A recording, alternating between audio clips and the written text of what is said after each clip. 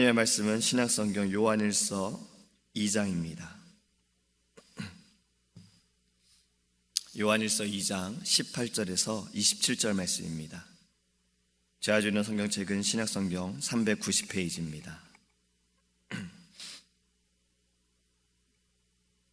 요한일서 2장 18절에서 27절입니다. 아이들아, 지금은 마지막 때라. 저 그리스도가 오리라는 말을 너희가 들은 것과 같이 지금도 많은 저 그리스도가 일어났으니 그러므로 우리가 마지막 때인 줄 아노라. 그들이 우리에게서 나갔으나 우리에게 속하지 아니하였나니 만일 우리에게 속하였더라면 우리와 함께 거하였으려니와 그들이 나간 것은 다 우리에게 속하지 아니함을 나타내려 함이니라. 너희는 거룩하신 자에게서 기름 부음을 받고 모든 것을 아느니라. 내가 너희에게 쓰는 것은 너희가 진리를 알지 못하기 때문이 아니라 알기 때문이요 또 모든 거짓은 진리에서 나지 않기 때문이라. 거짓말을 하는 자가 누구냐? 예수께서 그리스도이심을 부인하는 자가 아니냐? 아버지와 아들을 부인하는 그가 저 그리스도니 아들을 부인하는 자에게는 또한 아버지가 없으되 아들을 시인하는 자에게는 아버지도 있느니라. 너희는 처음부터 들은 것을 너희 안에 거하게 하라.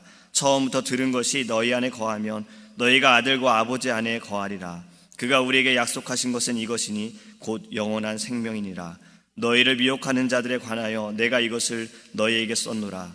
너희는 주께 받은 바 기름 부음이 너희 안에 거하나니 아무도 너희를 가르칠 필요가 없고 오직 그의 기름 부음이 모든 것을 너희에게 가르치며 또 참되고 거짓이 없으니 너희를 가르치신 그대로 주 안에 거하라. 아멘. 할렐루야. 중학교 2학년 때 공부를 안 해도 될 만한 한 일이 있었어요.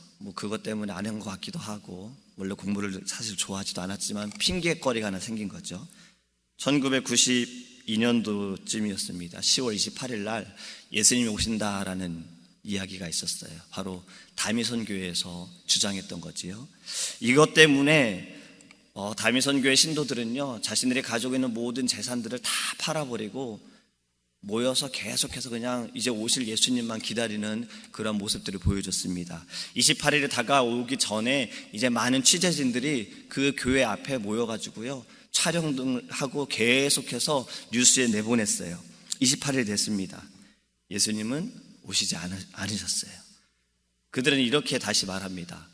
1999년도로 예수님께서 연기하셨다라고 이야기를 하는 거예요. 예수님이 바쁜 일이 있으셨는지 모르겠지만 계속해서 이들은 말을 이렇게 바꿔갑니다. 이단이지요.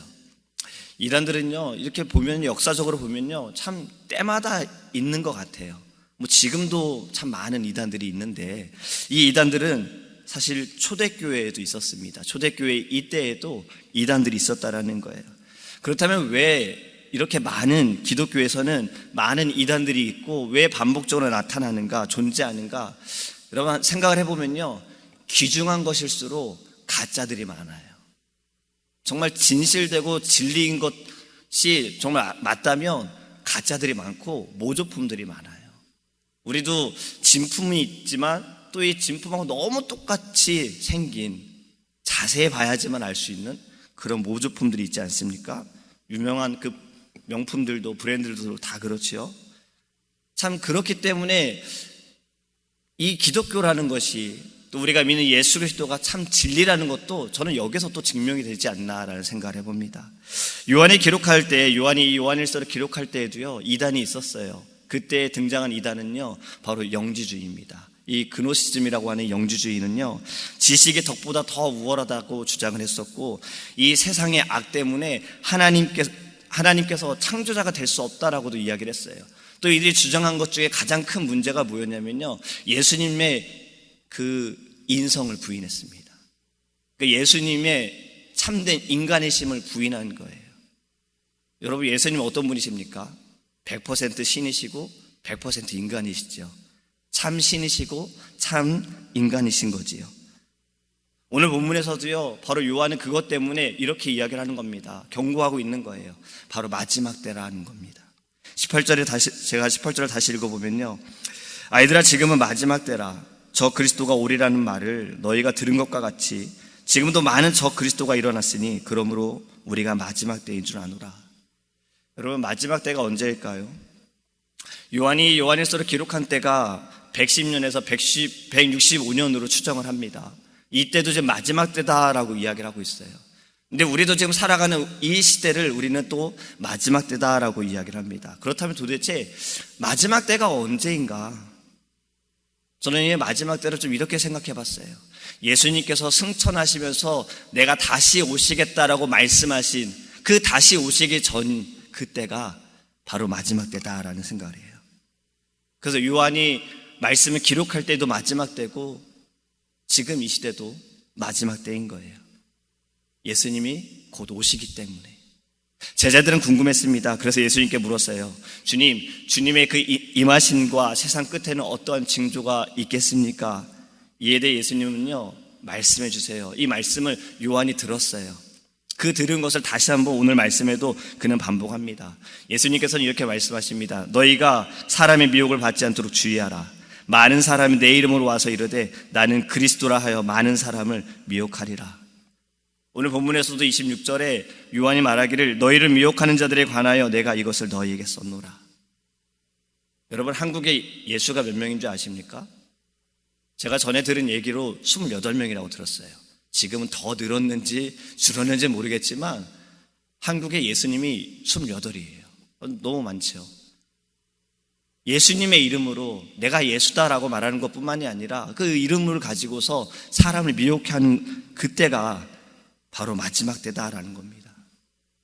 요한은요, 이것을 적그리스도다라고 표현을 하고 있어요. 22절에 말씀하고 있는데 이 적그리스도다라는 것은요, 아버지와 아들을 부인하는 이들,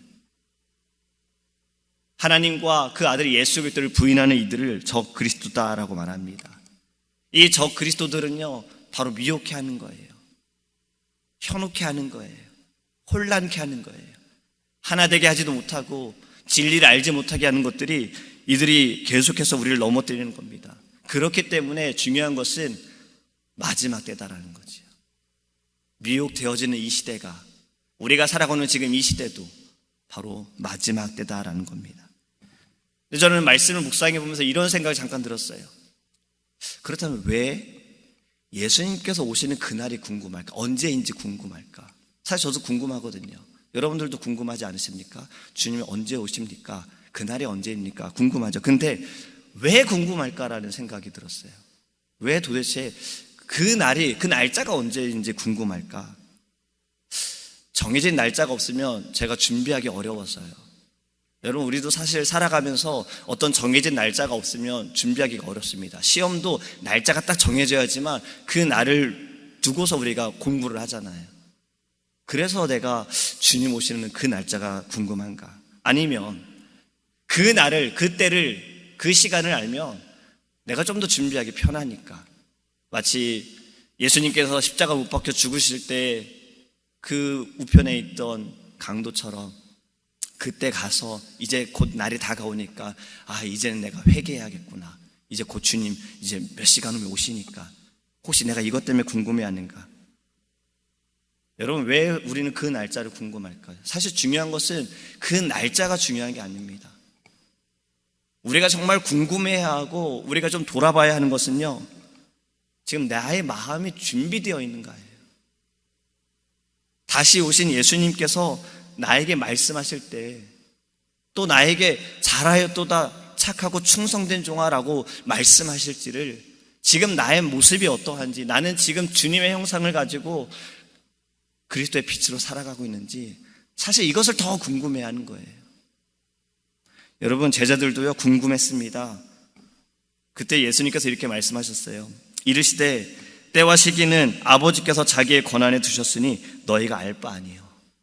이것이 사도행전 1장 7절의 말씀이에요. 그리고 말씀하신 것이 오직 성령이 너희에게 임하시며 너희가 권능을 받고 온 유대와 사마리아와 땅끝까지로 내 증인이 되리라. 너희가 그 때와 기한을 알 필요가 없다라는 겁니다. 너희는 성령 받고 그리스도의 증인이 되라 라고 말씀하고 있는 거예요. 또 마태복음 24장 36절에는요 이렇게 말씀합니다. 그날과 그 때는 아무도 모르나니 하늘의 천사들도 아들도 모르고 오직 아버지만 아시느니라. 우리가 알아야 할 것은 주님 오시는 그 때가, 그 날짜가 언제인지, 그 시간이 언제인지 궁금한 것이 아니라, 주님 지금이 마지막 때인데 제가 잘 준비하고 있습니까? 주님 말씀하신 대로 제가 주님의 그 증인의 역할을 잘 감당하고 있습니까? 이것이 우리의 질문이 되기를 간절히 소망합니다. 여러분, 오늘 본문에서는요, 이 마지막 때를 준비하는 이들에게 권면하면서 미혹되지 말라라고 말합니다. 그러면서 가르쳐줘요. 바로 주님 안에 거해야 된다는 거예요. 19절 말씀부터 이렇게 쭉 읽어보면요, 이 거한다와 비슷하거나 반대되는 말씀들이 계속해서 표현되어집니다. 나갔으나 속하지 아니하였나니 속하였더라면 거하였으려니와 나간 것은 속하지 아니함을. 그리고 24절에 거하게 하라. 거하면 거하리라. 계속 거한다라는 말씀이에요. 속해 있다라는 거예요. 떠나갔다라는 말이에요. 여러분, 소속된다는 것은 너무나도 중요합니다. 내가 어디에 속해져 있는지가 너무나도 중요해요. 나무는요, 흙에 소속되어 있어야 돼요. 나무가 흙에 속해 있지 않으면 금방 말라서 죽어버립니다. 열매도 맺을 수가 없는 거예요. 아무리 이쁜 나무더라도 금방 죽고 말아요. 저희가 온두라스에 딱 가서 제일 처음 먹은 음식이 뭔지 아십니까? 물론 공항에서 목말라서 물을 마셨지만 물 말고 제일 처음 먹은 음식이요, 바나나였어요. 온두라스는 바나나가 굉장히 유명하다 그러더라고요. 이렇게 저희가 이제 공항에서 에스페란사로 5시간 거리를 가다가 갑자기 그냥 선교사님이 길가에 차를 딱 세우시는 거예요. 그 옆에는 과일을 파는 상가들이 있었어요. 창문을 내리고 과일을 사시는 것처럼 이제 보였는데, 차가 저희가 세대로 이동을 했기 때문에 보였는데, 갑자기 그 상점 주인이 바나나를 주는데, 저희가 아는 마트에서 보는 이 바나나 이런 뭉치가 아니라요, 줄기로 되어 있고 거기에 바나나들이 엄청 달려있는, 한 100몇 개 달려있는, 물론 사이즈는 한 요만한 거예요. 이것을 주셨어요. 그걸 이제 3개로 나눠가지고 차마다 나눠서 이제 먹었는데 진짜 맛있었어요. 근데 이거를 이제 양을 채우려면 한 사람이 한 12개에서 15개 먹어야 한 2개 먹었다라는 느낌이 날 정도의 그런 사이즈였는데요, 너무 많았어요. 먹다가 이제는 가지고 이제 숙소에 갔어요. 다음날 되니까 색깔이 변하더라고요. 줄기에 붙어 있었음에도 불구하고 바나나의 색깔이 달라지고, 이거 먹어도 되나 싶을 정도로 이제 점점 썩어가는 거예요. 여러분, 그렇잖아요. 아무리 좋은 것도, 아무리 맛있는 것도 그것이 흙에 속해 있지 않고 나무에 붙어 있지 않으면 금방 마르고 그냥 썩어버리는 겁니다. 여러분, 오늘도 말씀하고 있는 것이 이겁니다. 속해져 있어야 된다는 거예요. 나의 안에 거하라. 요한복음 15장의 말씀에서도요, 예수님께서 말씀하시는 것이 거하라는 거예요. 너희는 나무에 붙어 있으라는 거예요. 너희는 포도나무 가지니, 가지가 열매를 맺기 위해서 나무에 붙어 있어야 되는 거예요. 예수님께서 말씀하시는 것은 내 안에 거하라는 겁니다. 여러분, 내 안에 거한다라는 것이 무슨 의미입니까? 바로 영적인 연합을 의미하는 겁니다. 주님과 나의 영적인 사귐이 있고 영적인 교제가 있는 거예요. 계속해서 공급받는 거예요. 주님으로 말미암아 나의 영으로 계속해서 우리는 공급을 받는 거예요. 그래야지만 열매를 맺는 것입니다. 여러분, 우리는 포도나무이신 예수님께 붙어 있기를 원합니다. 예전에 어느 선교사님인지 목사님인지 기억이 나진 않지만 오부 예배 때 오셔서 말씀을 전하신 분이 딱 한 가지 방법을 가르쳐 주셨어요. 여러분, 이단에 빠지지 않는 방법이 무엇인 줄 아십니까? 제일장로교회 계속 다니면 됩니다. 담임 목사님을 여러분의 장래 집도하시는 분으로 세우라는 이야기를 하셨어요. 여러분, 우리가 잘못된 것에 빠지지 않는 방법은요, 주님 안에 계속 거하는 겁니다. 주님과 계속 교제하는 거고요, 주님과 사귐을 갖는 거예요. 이 시대는 계속해서 정말 우리를 미혹해 합니다. 여러분, 아시잖아요. 우리 성도님들 함께 오랫동안 신앙생활을 했는데 너무나도 안타까운 일들이 있잖아요. 잘못된 길로 빠지신 분들, 잠시 자신이 열심으로 다하는 충성되게 일하는 것들을 내려놓으신 분들 가운데에도 잠시 쉬겠다라고 말씀하시고서는 잘못된 길로 빠지신 분들이 있잖아요. 얼마나 안타깝습니까? 지금 이 시대는 계속해서 우리를 미혹해 합니다. 유혹해 합니다. 현혹해 하는 거예요. 진리를 보지 못하게 하는 거예요. 여러분, 우리는 계속 주님께 붙어 있기를 원합니다. 주님께서 말씀하시는 것이 너희가 내 안에 거하고 내 말이 너희 안에 거하며, 이것은 우리가 영적으로 하나님과 연합하는 겁니다. 주님과 연합하는 겁니다. 이럴 때, 주님과 함께 할 때, 우리가 주님 안에 거할 때 우리는 현혹되어지지 않고 미혹되어지지 않고 오직 주님이 인도하시는 그 길로 나아가게 될 줄 믿습니다. 우리가 오늘 하루를 살아갈 때에도요, 여러분 주님 안에 거하시기를 간절히 소망합니다. 기도하겠습니다. 고마우신 하나님 감사합니다. 너희가 내 안에 거하고 내 말이 너희 안에 거하며 무엇이든지 원하는 대로 구하라. 그리하면 이루리라.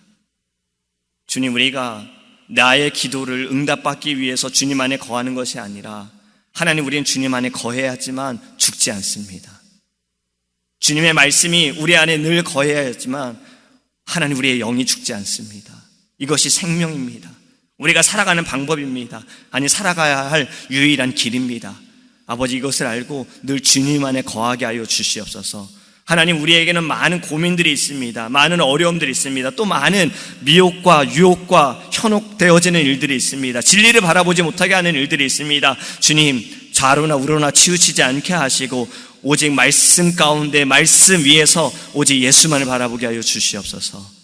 주님 안에 거하는 자는 하나님 그 영원한 생명을 누린다 하셨습니다. 영원한 안식을 누린다 하셨습니다. 아버지 하나님, 주님의 그 뜻을 우리가 말씀 가운데 또 주님 앞에 부르짖을 때 알게 하여 주시고, 주님께서 기도하셨던 것처럼 아버지의 뜻이 이루어지기를 원하나이다. 주님, 이것이 우리의 고백이 되게 하시고 오늘도 살아가는 모든 순간순간마다 주님 안에 거하여 때마다 주님께서 주시는 믿음과 지혜로 승리할 수 있도록 주님 은혜를 내려 주시옵소서. 감사드리며 살아계신 예수님의 이름으로 기도합니다. 아멘. 하늘에 계신 우리 아버지여, 이름이 거룩히 여김을 받으시오며 나라의 임하옵시며 뜻이 하늘에서 이룬 것 같이 땅에서도 이루어지이다.